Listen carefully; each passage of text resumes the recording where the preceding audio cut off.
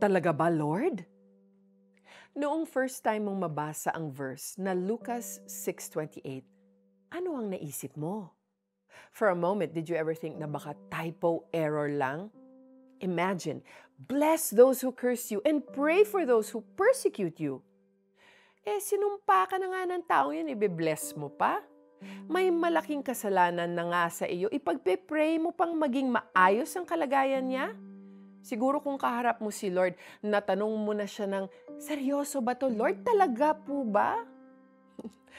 Of course, it's not normal to feel comfortable with this verse. It is only human when we tell God, susundin ko po yung ibang commands ninyo. Wag lang ito. Napakahirap nga naman. Lalo na kung paiiralin natin ay ang pride, hurt, unforgiveness, and the desire to get even.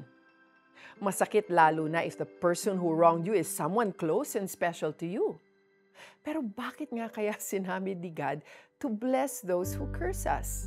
Hindi ba pwedeng mag-focus na lang tayo sa pagbe-bless sa mga taong gusto natin at ipag-pray na lang ang mga taong mabait sa atin?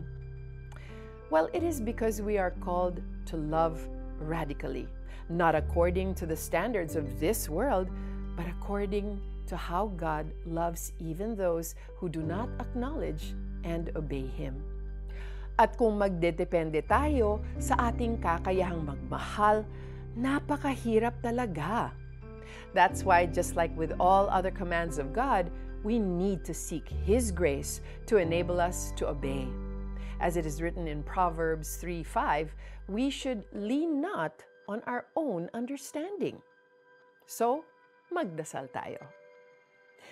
Dear Father, we have loved ones who have failed and betrayed us, and it is not easy to forgive, much more to pray for their well-being.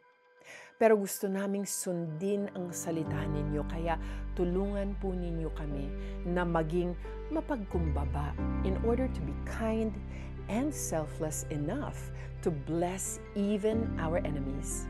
In Jesus' name, amen and amen. So, paano natin maa-apply ang tanglaw lesson natin today? Well, ask yourself, paano mo tinatrato ang taong nakasakit sa iyo? Sa susunod na makita mo siya, subukan mong isantabi ang kasalanan niya. Whisper a prayer of blessing for that person, and while you're at it, ipagdasal mo na rin na matutunan mo na siyang patawarin. Pagpalain ninyo ang sumusumpa sa inyo at ipanalangin ang mga nang-aapi sa inyo. Luke 6, verse 28. May you have a blessed day. I'm Joyce Burton Titular, and I hope to see you again.